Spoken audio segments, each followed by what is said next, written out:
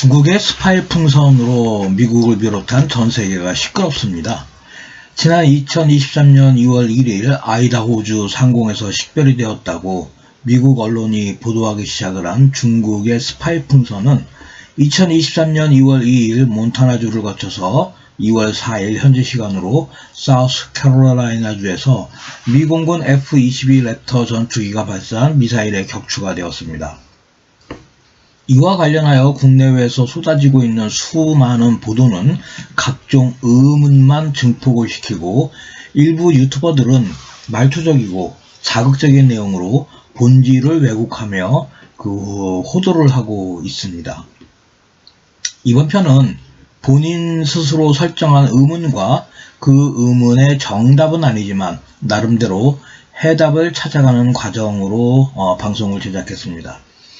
우선 첫 번째 의문입니다. 추진력이 없는 풍선이 어떻게 중국에서 미국까지 날아갔을까라는 의문입니다. 현재 화면은 외신이 보도하고 있는 중국 정찰 기구의 비행 경로입니다.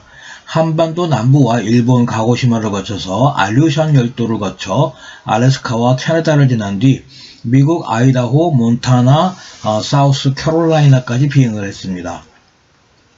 고도 10km에서 시속 200km로 부는 편서풍과 고도 11km에서 14km에서 시속 130km 부는 제트 기류를 탄다면 가능할 것으로도 생각이 되기는 합니다.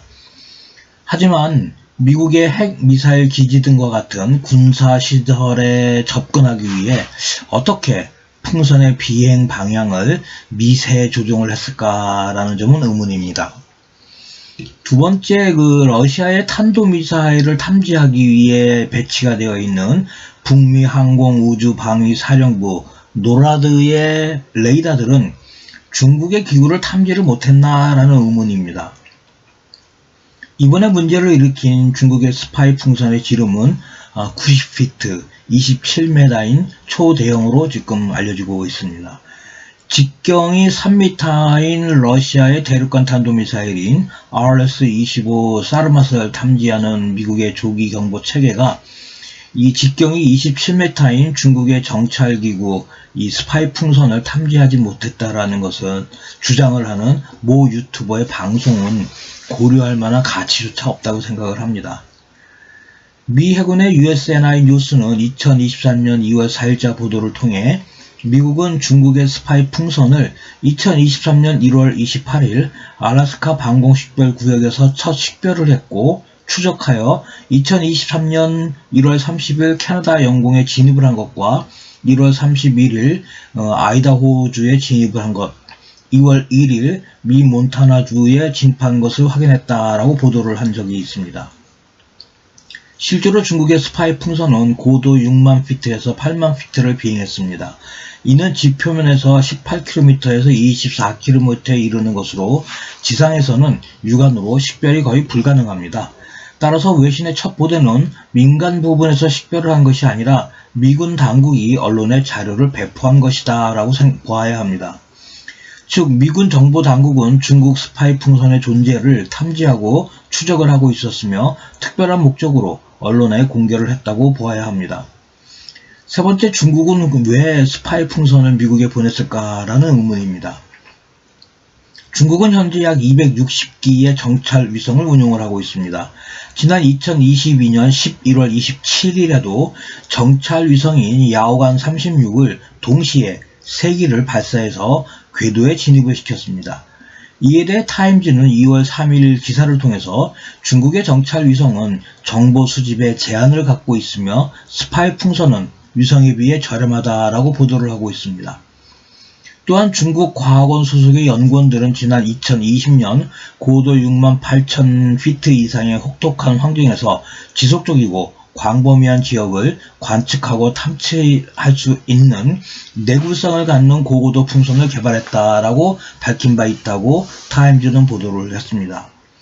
이는 대회 발표와 달리 중국 최고 수준의 렌즈 생산 조직인 중국과학원 창춘과학정밀기계 물리연구소의 품질이 서방세계 수준에 미치지 못하는 이유로 정찰위성에 탑재되는 광학 카메라의 해상도에 문제가 있고 이를 보완하기 위해 스파이 풍선을 운용해야만 하는 절박한 상황으로 판단할 수도 있을 것 같습니다.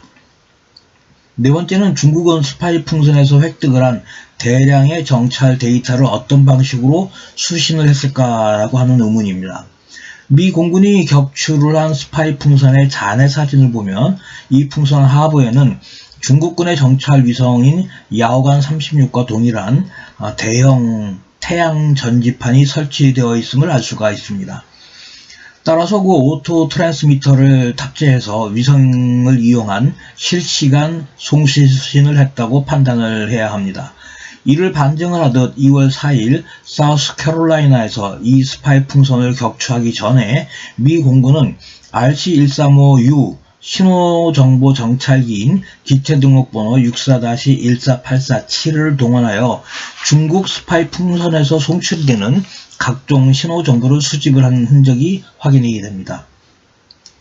다섯 번째, 중국의 스파이 풍선이 발견된 것은 그럼 이번이 처음인가? 라고 하는 의문입니다. HI 서튼이 2023년 2월 4일자 게시물을 따르면 동일한 스파이 풍선이 2020년 6월 일본의 미야기현과 2022년 1월 인도양 안데만 제도에 있는 포트 블레어 해군기지, 2021년 9월과 2022년 3월에 대만에서 각각 확인된 적이 있습니다. 따라서 미국과 서방 정보기관들은 중국이 스파이 풍선을 운용을 하고 있다는 것을 3년 전인 2020년부터 이미 알고 있었다는 것이며 그동안 문제 삼지 않다가 이번에 언론에 공개한 것으로 본인은 판단을 합니다. 여섯 번째, 왜 FBI가 스파이 풍선의 잔해를 수거를 했나라는 의문입니다. 미 해군 USNI 뉴스에 따르면 격추된 스파이 풍선의 잔해를 FBI 방첩국 카운터 인텔리전스 에이전트가 수행을 했다고 합니다. 이는 스파이 풍선에 사용이 된 부품을 분류하고 평가하기 위함이라고 USNI 뉴스는 밝혔습니다. 미국 정부가 중국의 스파이 풍선과 관련해서 미국 내에 중국 공산당에 적극 협조하는 세력 또는 간첩이 연루되어 있다고 판단을 하고 있는 것입니다. 특히 이 부분은 전술한 1번 의문 중에 자체 추진력이 없이 풍향에 따라 수평 이동을 하는 풍선을 미국의 핵무기 시설에 접근시키기 위해 어떻게 비행 방향을 미세 조정했을까라는 의문과 연결되는 점입니다. 지상에서 이 풍선을 유도했을 가능성에 대한 의심을 갖는 겁니다. 일곱 번째, 스파이 풍선의 고도와 부력을 유지하는 것에 대한 의문입니다. 중국이 스파이 풍선을 편서풍을 이용해 미국으로 보냈다면 몽고와의 국경 인근에서 띄웠을 가능성이 높습니다. 이 경우 총 비행거리는 18,000km에 달합니다. 그리고 미 공군이 1월 28일을 식별을 한 후 2월 4일 격추할 때까지 7일 동안 이 스파이 풍선은 고도 62,000피트에서 68,000피트의 고도를 유지하고 있던 것으로 알려지고 있습니다. 헬륨 가스를 가득 채운 풍선은 고도가 높아질수록 더 많은 가스가 필요합니다.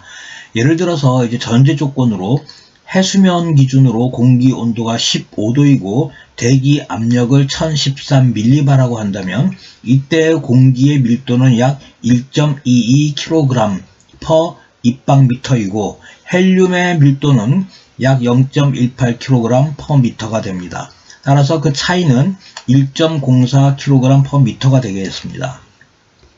그러나 풍선이 고도 3000m까지 상승을 한다면 기압이 701mB로 낮아지면서 풍선을 누르고 있는 대기압이 약해져서 풍선 내부의 공기 밀도는 0.91kg per 입방미터, 헬륨 밀도는 약 0.13kg 입방미터가 되면서 편차는 0.78kg per 입방미터 밖에 되지 않습니다. 결국 풍선의 부력이 줄어들어서 하강을 하게 된다는 얘기가 됩니다. 따라서 헬륨 풍선은 고도가 높아질수록 풍선 내부의 헬륨 가스를 계속해서 더 채워주어야 합니다. 위 조건과 같이 3000m 고도에서 탑재 중량 1000kg의 탑재물을 지탱하는 중성 부력을 만들려면 약 1282 입방미터의 헬륨을 풍선 내부에 더 불어넣어야 합니다. 따라서 추락한 중국의 스파이 풍선의 탑재물에 헬륨 가스 탱크가 반드시 있어야 합니다. 그리고 가스 탱크의 존재 여부와 그 용량에 따라 이 스파이 풍선이 중국에서 출발한 것인지 아니면 알루샨 열도 인근 해상에서 중국 해군 함정 또는 중국 상선이 띄운 것인지 또는 미국 내에서 활동을 하는 중국 스파이가 알래스카에서 띄운 것인지 등등이 규명이 될 수 있습니다. 여덟 번째, F-21 랩터가 왜 요격을 했나라는 의문입니다. 미 해군 USNI 뉴스에 따르면 중국 스파이 풍선이 요격을 당할 당시 고도는 62,000피트, 18,898m였습니다. 미국이 보유한 전투기 중에서 F-16의 실용 상승 고도는 58,000피트, 17,678m이고 F-15의 실용 상승 고도는 60,000피트, 18,288m이며 F-22가 65,000피트, 19,812m의 실용 상승 고도로 가장 높이 올라갈 수 있기 때문입니다. 실제 요격은 랭글리 공군기지에 주둔하는 149 전투비행대 소속의 랩터가 미사일 발사 위치는 58,000피트에서 표적고도 62,000피트로 약 4,000피트의 편차를 두고 공대공 미사일인 AIM-9X 블록 2 사이드와인더를 상향 사격으로 실시를 했습니다. AIM-9X 최대 사정거리는 35.4km입니다. 공개된 영상을 픽셀로 계산을 할 때 랩터는 거리 15,000피트에서 사이드와인더를 발사를 했습니다. 당시 고도 차이가 4,000피트이므로 사이드와인더의 비행거리는 47,603피트, 약 4,625m 정도가 되겠습니다. 아홉 번째, 중국의 반응입니다. 중국은 스파이 풍선을 기상 관측용 민간 비행선이라며 미국 영공의 침입은 통제력 상실로 인한 불가항력적 사건이라고 주장을 해왔습니다. 추락한 잔해의 장비를 조사를 해보면 누가 거짓말을 했는지가 증명이 될 것 같습니다. 한편 중국 공산당은 이번 사건의 책임을 물어 국무원 생태환경부의 차관이며 중국 기상국의 국장인 장태국을 보직에서 해임을 했다고 CNN이 보도를 했습니다. 열 번째, 격추된 중국 스파이의 풍선의 잔해를 조사한 공식 발표에 따라 이 사건의 파장이 결정될 것 같습니다. 기상비행선이라는 중국의 주장이 거짓으로 규명이 될 경우 미국의 대중국 공세 수위가 엄청나게 상승할 것 같습니다. 그리고 중국이 미국을 정찰을 했다면 당연히 한국과 일본과 대만도 했을 것입니다. 대한민국은 국가적 차원에서 이 사안에 대응이 필요할 것으로 생각이 됩니다. 이번 편 여기까지 하겠습니다. 감사합니다.